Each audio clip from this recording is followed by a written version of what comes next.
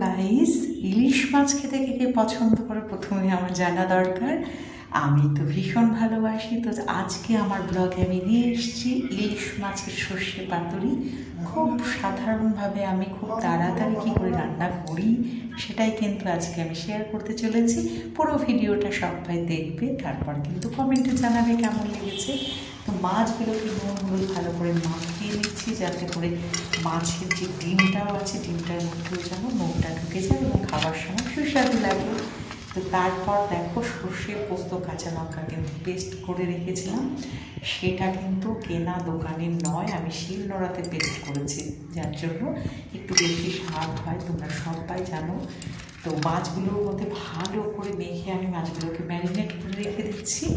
তো তোমরাও কিন্তু সময় হাতে থাকলে ম্যারিনেট এভাবে করে নিতে পারো, তাতে করে কিন্তু আধা রান্নায় ম্যারিনেটের মধ্যে হয়ে যায়। তো চলো, একদম ফ্রাইং প্যানে সর্ষের তেল আমি দিয়েই রান্না করতে পছন্দ করি। কালো জিরে একটু ফেলে দিলাম আর দিয়ে দিচ্ছি কাঁচা লঙ্কা। এই দুটোতেই সোমবারে খুব সুন্দর গন্ধ হয়ে আছে।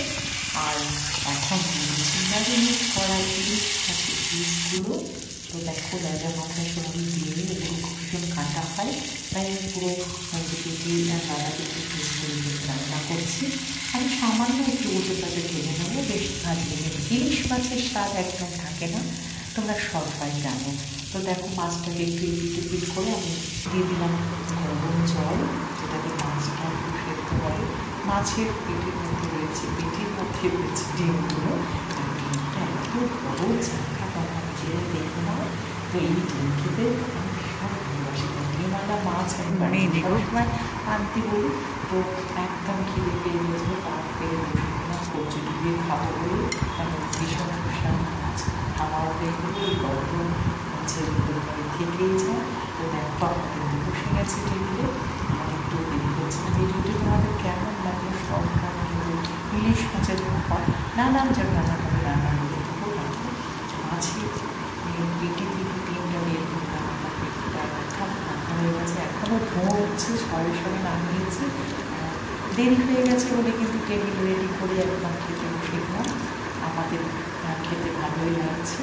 আর রান্নাটি কেমন লাগলো তোমাকে অবশ্যই জানাবে। তোমরাও নিশ্চয়ই আমাদের মতন ভালোবাসো এরকম ইলিশ মাছ খেতে। দেখো আমি কিন্তু প্রথম থেকে শেষ পর্যন্ত ভিডিওর বা ফটো সব কিছু তোমাদের সাথে শেয়ার করে দিলাম।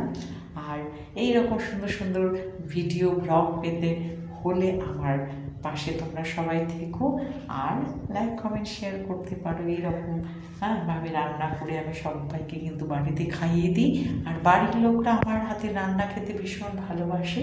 তো এটা আমার একদমই একটা পাওনা বলতে পারো। তো সবাই ভালো থেকো, দেখা হবে পরবর্তী ভিডিওতে। টাটা।